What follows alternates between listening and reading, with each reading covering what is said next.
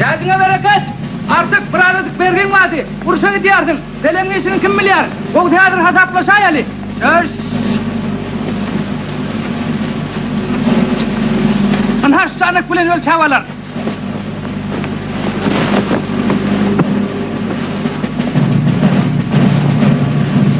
Şahidine bereket. Artık vuruşa yapmışlar diyemiştik. Burada uruk vergin vardı. Hesaplaşayali.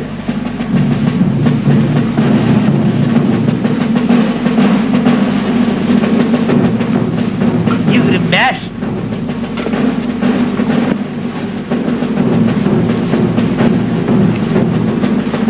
Yine mi 26?